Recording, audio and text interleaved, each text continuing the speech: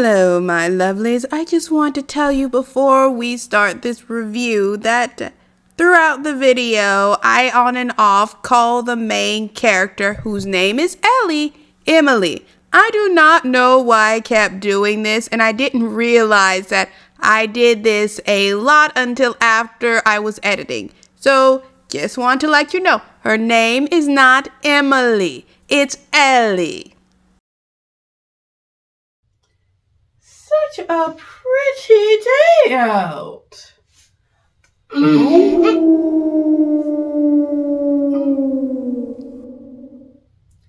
Probably nothing to worry about.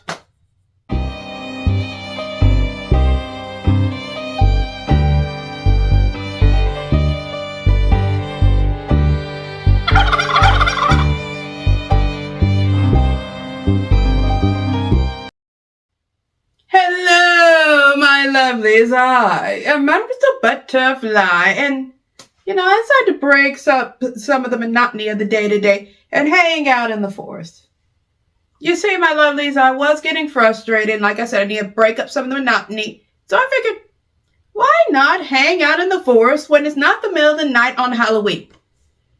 Yeah, and I'm seeing it's a good decision just enjoying this fall weather we have right now. Oh, now that I think about it, my lovelies, I recently read a story where the main character liked to hang out in the woods in order to take her mind off of things. It's called The Blood Inside Me by Anne Brooks. And you see in this story, oh my goodness, my lovelies, I am getting ahead of myself. I'm telling you all about this book, and I haven't even said a thing about the creative mind who crafted it. Anne has been an author for 3 years, and she has published 2 books. Writing started off as a cathartic hobby, but later Anne found writing to be one of the few things she could fully focus on that allowed her to let go of all the chaos in life. She wrote her story, The Blood Inside Me, alongside her 3rd grade students who wanted her to write a book they could read. Each character is a student from the class from that year, and each student received a copy of the book as their 5th grade graduation gift. When it came time to publish her first novel, Anne was worried because she knows not every review was going to be positive. However, her feelings of discomfort were worse when it came to The Blood Inside Me. She was more worried about the response to this particular story because it was made for her students, and she was scared about whether or not her students would enjoy the story. The Blood Inside Me is the first entry in Anne's The Dark Legacy series. She is invested in continuing this series and is currently working on the 2nd book in this series. However, she is a primarily adult book writer, so she is still finding a good balance between working on her different books. Anne's favorite thing about books, though, is how they let a person escape into another world and learning how the characters feel. When she finishes a book, she often feels as if she's lost a best friend. She also likes the connection with stories that allow her to be surprised. The Blood Inside Me. We're clearly talking about a story that involves somebody's bloodline. Want to get an idea what's going on with these people's DNA? Oh, don't worry. It's nowhere near as bad as the Habsburgs. Living with her mother in New York City, Ellie appears to be a normal teenage girl. But when her mother dies, her entire life is changed, and Ellie learns she is far from normal. With nowhere else to go, Ellie is forced to move to rural Georgia with her grandparents, whom she has never met. As Ellie struggles with losing her mother, she meets Khalil, a boy whose reclusive yet friendly nature draws Ellie in. They develop an instantaneous friendship, bonding over the loss of their parents. But their friendship holds more than they realize. When Ellie's uncle arrives in town, suddenly Khalil disappears and strange things start to happen. Haunting nightmares have her gazing out into the thick, lush forest, looking for mysterious glowing lights. Dark, hairy creatures start to emerge in the shadows. She starts asking questions that no one will answer. But when a girl at school threatens Ellie's life, she discovers that the world is filled with werewolves, vampires, and those that have been gifted abilities to hunt and kill them. Ellie learns it's in her blood as her abilities start to take form. When she discovers that Khalil is a werewolf, Ellie must decide if she is able to kill the only boy she fell in love with. Poor Emily. Poor thing lost her mother. Now she has to move from the big city to the boonies to live with grandparents who she does not know that well. Well, really at all. Only real respite she gets from the chaos thrown into her life is hanging out in the forest with her handsome neighbor.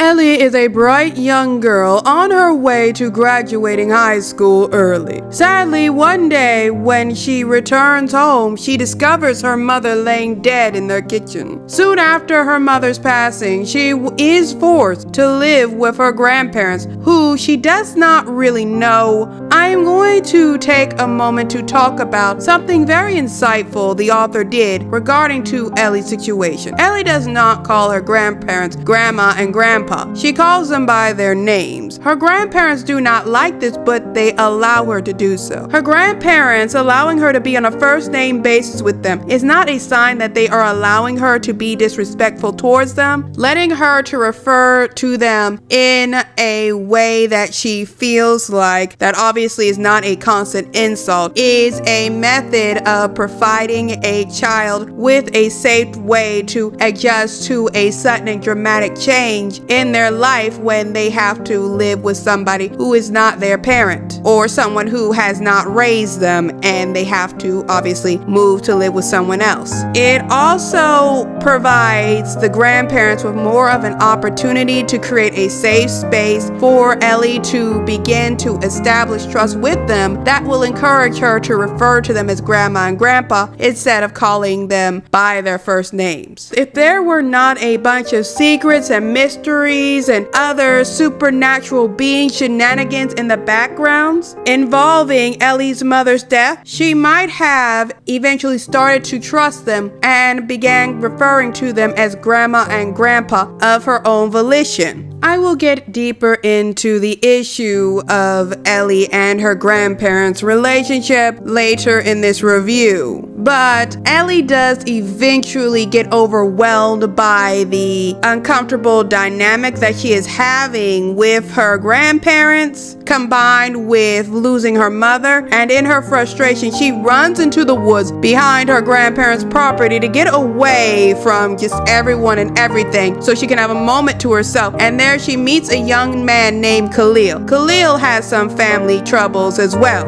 And he and Ellie quickly start to become very close, and they find that they are able to depend on each other for support. Now, when Ellie is forced to go back to school later in the story because her grandparents want her to have a sense of normalcy, this is rough for her. Ellie is understandably still having a hard time adjusting to going from living in New York City to moving to a small backwater town in Georgia, which I can understand. I may be a proud Georgia woman born and raised, but I do not love small towns. Why? Well, when it comes to small towns, there is not a whole lot to do and pretty much everybody knows your business. Ellie does think a lot about how a lot of people in town who recognize her or figure out who she is are most likely identifying her as the girl who just lost her mother, and that understandably makes her uncomfortable. Now, people aren't running up to her constantly bringing up that fact or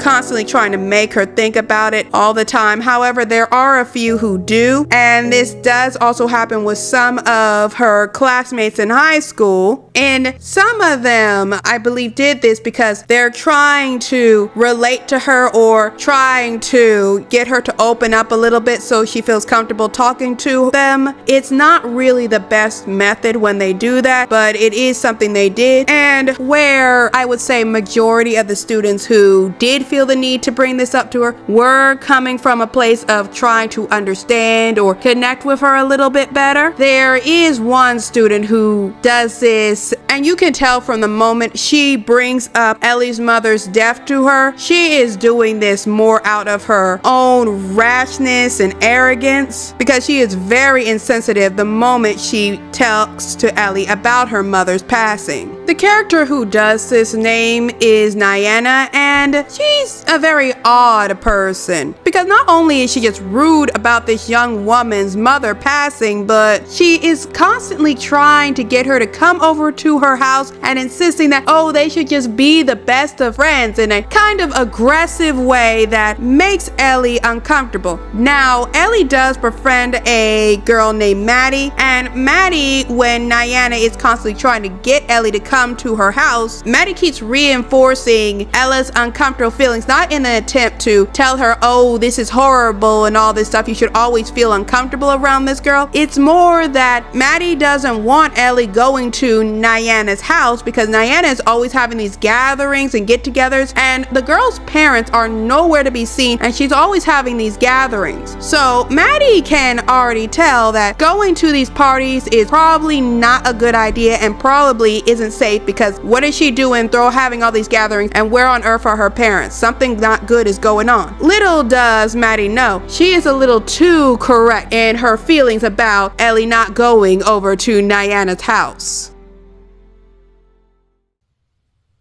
There's so much more I would like to say about Dear Emily, but I'm not. Why? This review is spoiler free. If I tell you everything, then you won't read the book. So maybe you should grab a copy of the book and read it for yourself and enjoy. Although, even though I'm not going to tell you all more about Emily and what she's going through right now, I should talk about her crush. Actually, I should also discuss misunderstood love interest while I'm at it, because I feel like that's a topic we really should look at more. My lovelies, a trope that I tend not to be a big fan of is the misunderstood love interest, especially when this misunderstood love interest is a male.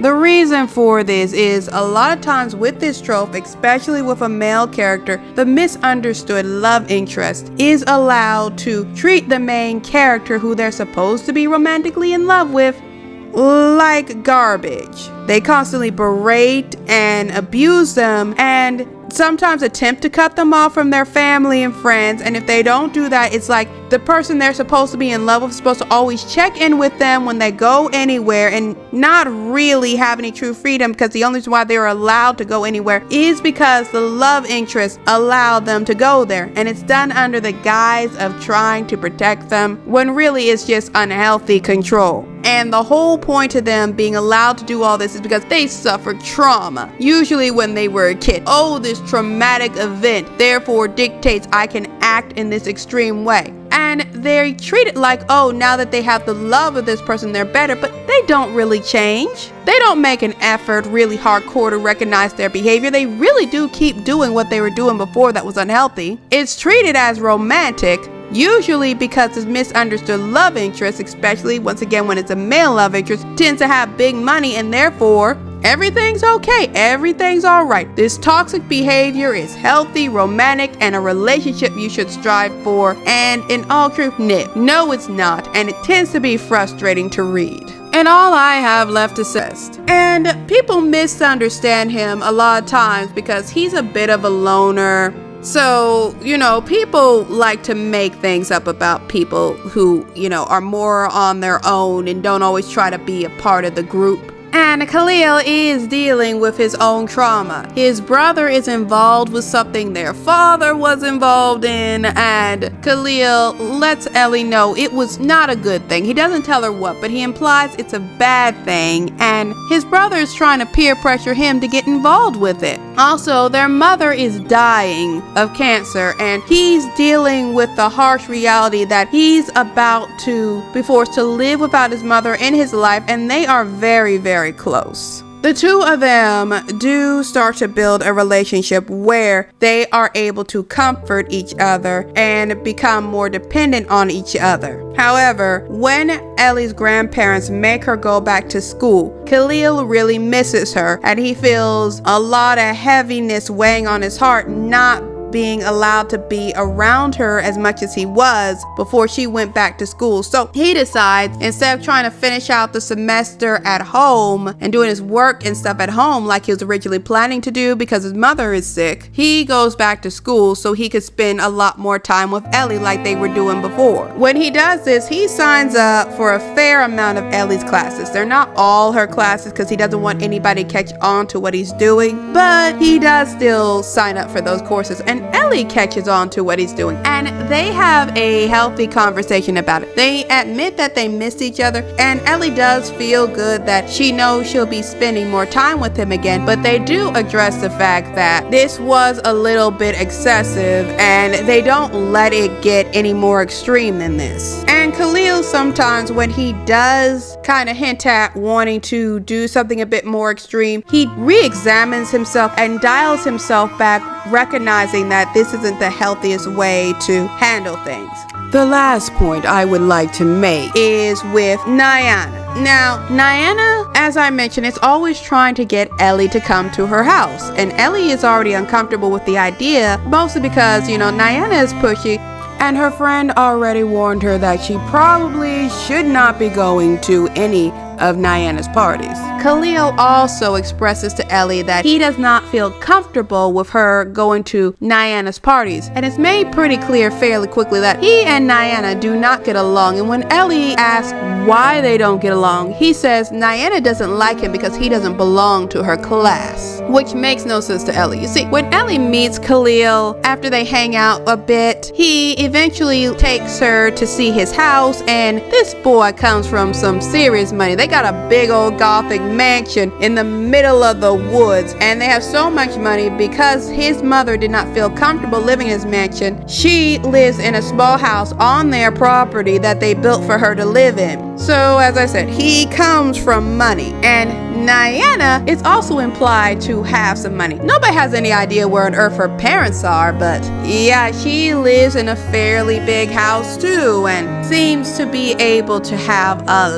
lot of cash to burn. So both of them are implied to be rich. So how do they not belong to the same class? And why does Nyana hate Khalil for not belonging to her class? When Ellie and Khalil talk about this, and he asks her not to hang out with Nyana, he is not demanding of this of her. He is not forbidding her from hanging out with this girl. He's just saying it's not the best idea. They have some kind of beef, and she's really not the healthiest person to hang around. Ellie has really, for the most part, already made the decision to not hang out with Nyana. But my point in bringing this up is that he asked her not to hang out with Nyana, and he's not trying to command her or tell her what to do. And once again, him respecting that this is still her decision of whether or not to hang out with this girl is a lot healthier and shows he has more respect for her than trying to demand that of her. And a lot of times in these types of stories, it's more he's supposed to demand that of her and she's supposed to obey than defy him and some shenaniganery go out. No, she hears him out, they discuss it. He does not try to control her and tell her what she can and cannot do. He allows her to make this decision of whether or not to hang out with this girl on her own.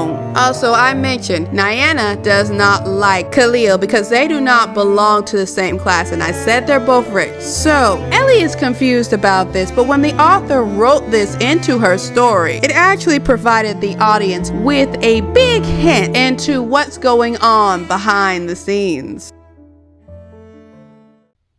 How does a vague answer help the reader solve a mystery when it doesn't help the main character? My lovelies, okay, I'm not going to beat around the bush. From the synopsis, you know Khalil is a Gokstern werewolf. There are vampires running around and other supernatural creatures. In truth, this story is more about the bond Khalil and Ellie share with trying to help each other deal with their own hardships along with their growing affection for each other. But that does not change the fact that Anne did a wonderful job with laying out the other mysteries in her story. When it came to what's up with all these supernatural beings, how did Ellie's mother die? What is this big secret Ellie's family is attempting to keep from her out of fear for her own safety? This author does a very, very good job laying out hints that let the readers pick up on the clues to what's going on. So sometimes when Ellie is confused about what's going on, the readers are able to put two and two together from hints that the author has left, and it leads to the right track of where this story's overarching mystery is headed. So when you get to that point of the story, it feels satisfying because the author left just enough clues to the point where you feel you not only had the opportunity to figure out the mystery, but you also understand the story better. And that is just very good mystery writing. And I have to praise Anne for being able to do something like that well. While the author's hints help the reader enjoy the mystery and the story more, they sadly cause Emily great frustration because she does not know what's going on. And this frustration makes her relationship with her grandparents worse and eventually starts to affect her relationship with her uncle. As I mentioned earlier, Ellie's grandparents want to create a safe space for her so they can let her process everything that happened to her and protect her. Sadly, in their effort to do this, they make Ellie feel like she cannot trust them. For example, it does not take long for Ellie to learn her mother was murdered, but her grandparents try to convince her that no one can be sure if foul play was involved. Ellie at this time has figured out that her grandparents are lying to her, and they probably know what happened to her mother. Her grandparents, especially her grandfather, knows that these secrets are pushing Ellie further away from them, but her grandmother is still very adamant about keeping Ellie in the dark, and Ellie knows it's more her grandmother who seems to be adamant about keeping her in the dark, which does not help their relationship grow at all. This is made slightly worse when Ellie's uncle comes back into the picture. He wants to tell Ellie the truth, which is a good thing and could bring her more onto her family side. But her grandmother is adamant he should not do that. And in his own way, he unknowingly creates a situation that puts Ellie in danger and later leads to problems with his relationship with her. Now, how does he do this? And will Ellie really learn to trust her family? And what about her and Khalil? Are they could continue to grow closer, or will they eventually decide to go their separate ways because of all the shenaniganry going on? Gee, if you want to know, then I suggest you read this book.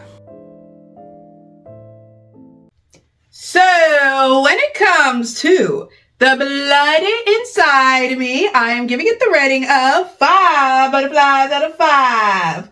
My lovelies, this story was just super fun to read, and I can tell you that if you don't grab yourself a copy of this book, then you are doing yourself nothing but an injustice.